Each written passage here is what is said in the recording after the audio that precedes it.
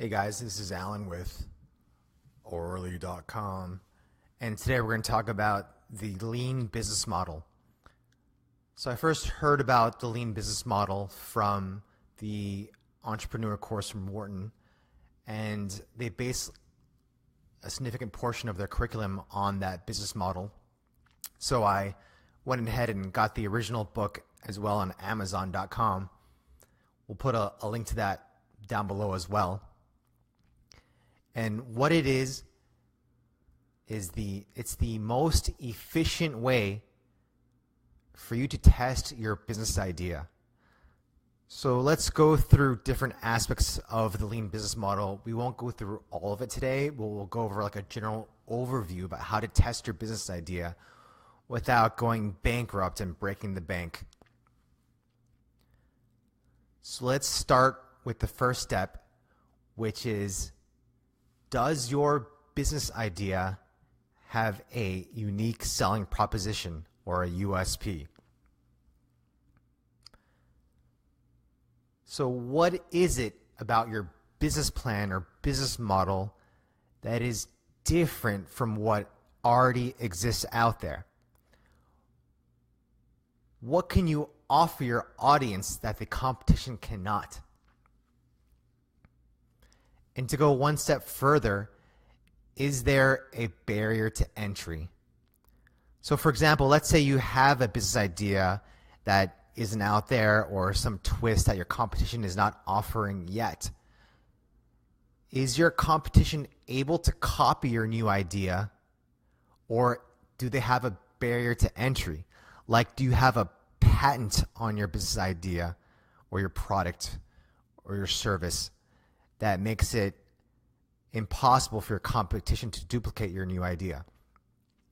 Is your operation so expansive and complex that it would be difficult for someone new to the industry to be able to replicate what you're doing, or to be able to do it as fast or as cheap as you?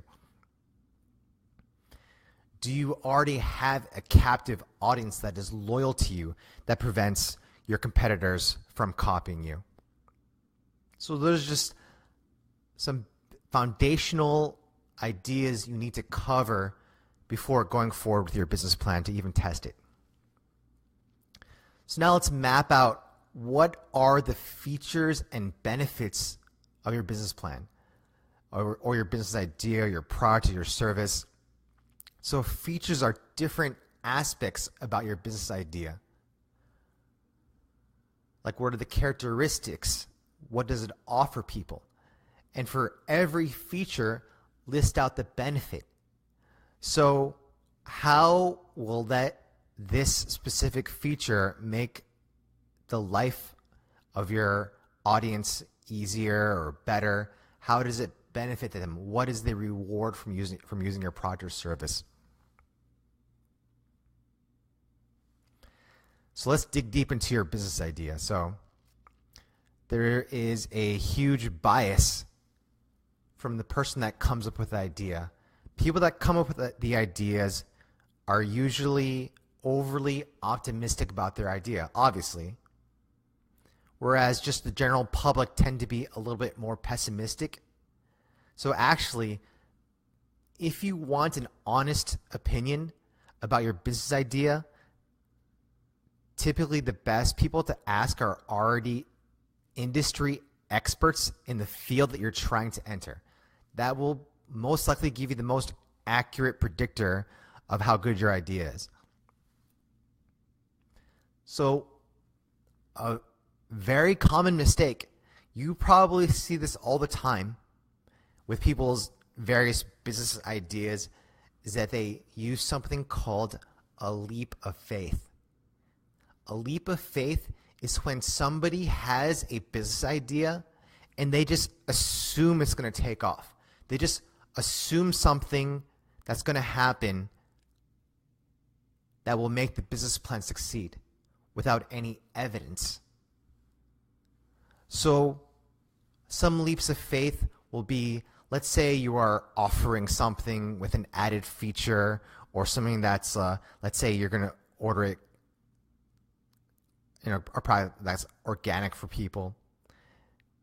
and then you just assume there'll be a lot of buyers for your new feature and that they would be willing to pay extra for that feature because it's so great. But you have a creator bias. Because you came up with that idea and you think it's amazing, it doesn't necessarily mean other people will think it's amazing. And even when you survey people, they might think it's amazing, or maybe they're just trying to be nice and agree with you because they don't want to be mean about it. But the real test is, are these people willing to pay money for that added feature? Are they willing to pay extra money? And that is the real test, which comes to the next part, which is testing your idea. So one way that people used to test it is they would build out the entire operations and get ready for the flood of new customers that would oftentimes never appear. So in the lean startup, the way that you test your business idea is with a MVP, a minimum viable product. So this is the smallest amount of product or the face of a service, or just like the front end of a website, just enough to be able to test if the market will actually respond positively to your business idea. So let's say, for example, you're going to create like an Uber for cats. You're going to get drivers to drive around your cat around. Okay, fine. There's a lot of pet owners. Your leap of faith is that a lot of people have pets and they're going to want to cart their cat around to different locations. Okay, so instead of creating a national platform to recruit cat drivers, maybe you start with just your local city. And maybe you just start with 10 drivers, including yourself.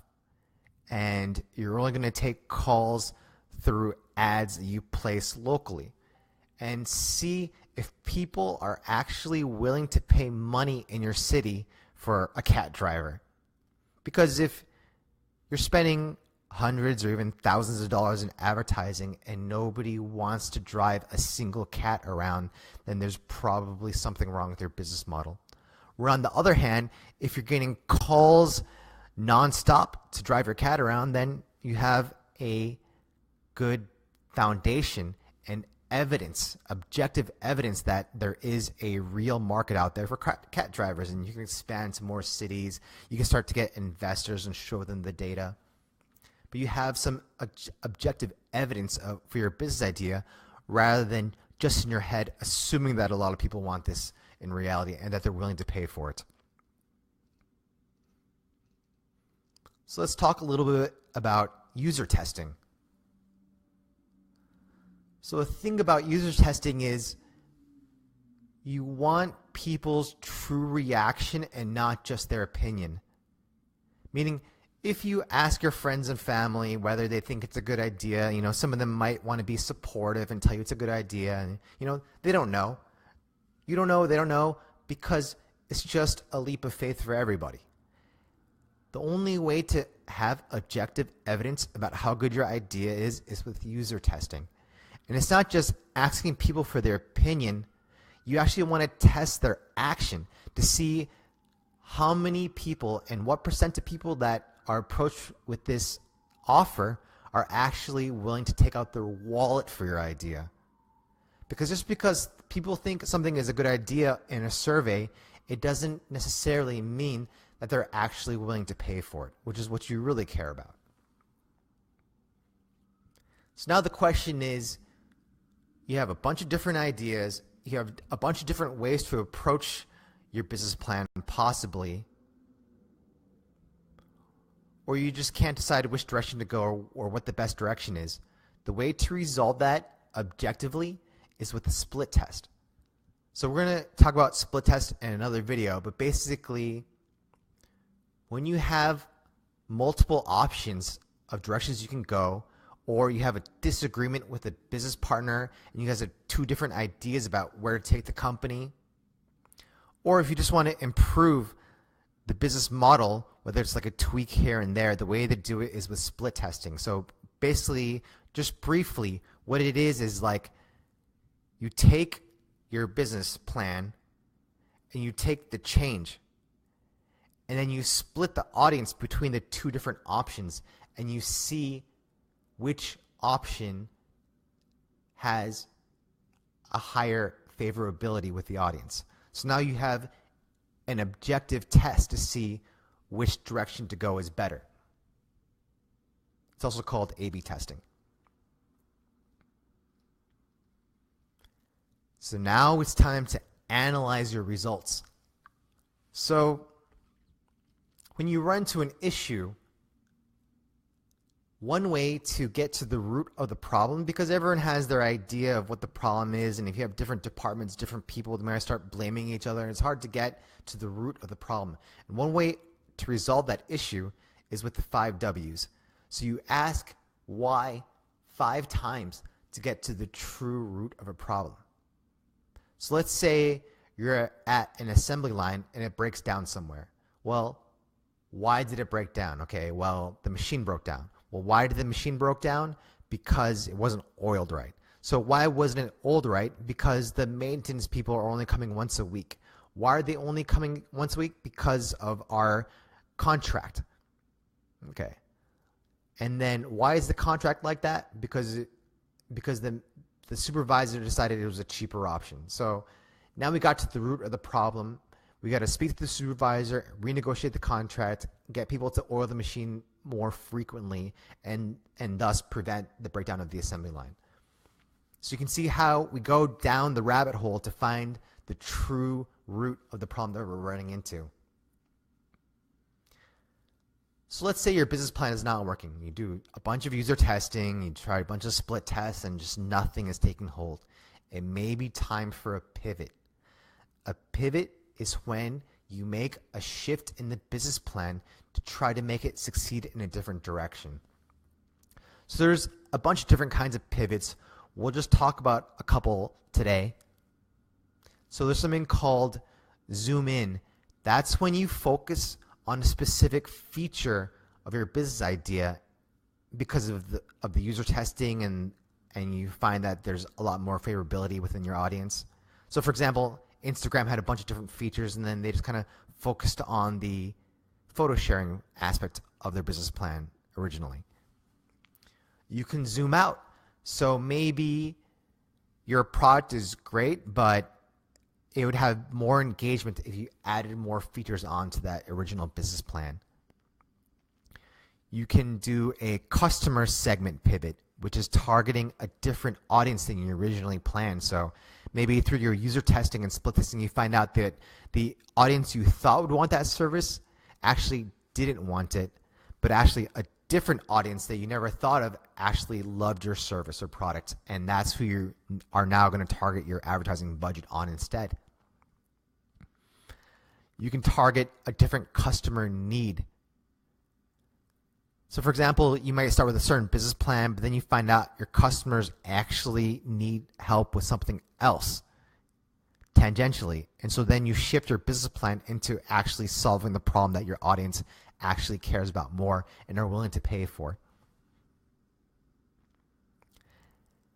And then you just continuously make your pivot, make your adjustments, retest, analyze, pivot.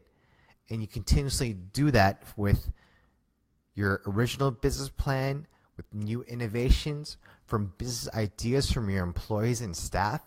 And so this is a way that even if you're an established company, you can become like a startup and allow growth and take advantage of the entrepreneurial ideas from the people that you work with.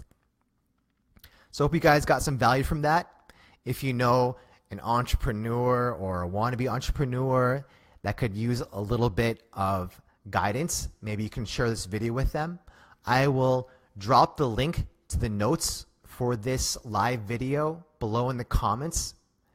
And if you have your ideas about what's important for entrepreneurs, let us know in the comments. And if you have any feedback about what I talked about today, you can leave that in the comments as well.